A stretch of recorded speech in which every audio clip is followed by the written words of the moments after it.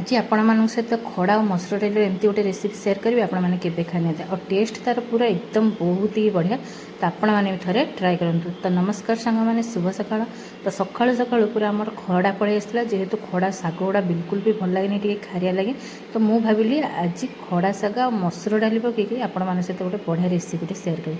तो से मुझे बनाऊँ आपण मैंने भी एमती ट्रिक्रे बनाते और खावाई बहुत बढ़िया लगे समस्ते बहुत पसंद करेंगे।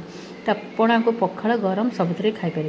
तो जदि भिडियोटी भल लगे रेसिपीटी भल लगे गोटे लाइक निश्चय करेंगे।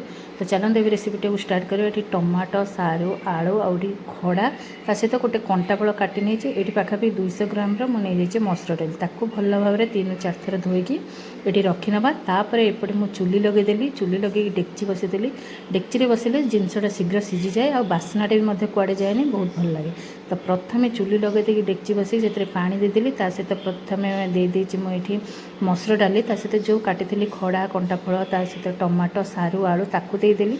दे सारिक ये स्वाद अनुसार लुण हल्दी गुंड देकी किसी समय कभर करदे जहाँकि भलसे सीझीज। तो सीझीगला आपण मैंने जगह प्रेसर कुकर भी मारिपारे जहाँ कि प्रेसर कुकर दबा द्वारा डालीटा बेसी सीझी जाए और डालीटा बेसी सीझाटा निहाती दरकार नुह अल्प टिके सीझी गोटालिया टाइप रही बहुत भल लगे। तो सीझीगला तो गोटे जगह खोलदेली देन से डेक्चीटे आउ कि तेल देदेली। तेल दे सारापर तार छुंक लगाई गोटा रसुण मुझे चोपा लगी नहीं सहित किसी कंचा लंका पाचिला और ग्रीन कलर देखिए ताकू बढ़िया से सीझीदेवा। सीझी सारे तार जो बास्नाटा आसूँ माने एत जोर से छिंक आसूँ।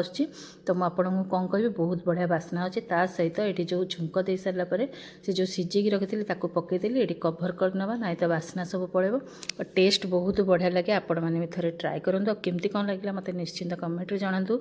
रही बाय बाय पुणी देखा नेक्स्ट वीडियो रे। तापर आपण मान सहित कौन रेसिपी आनी मत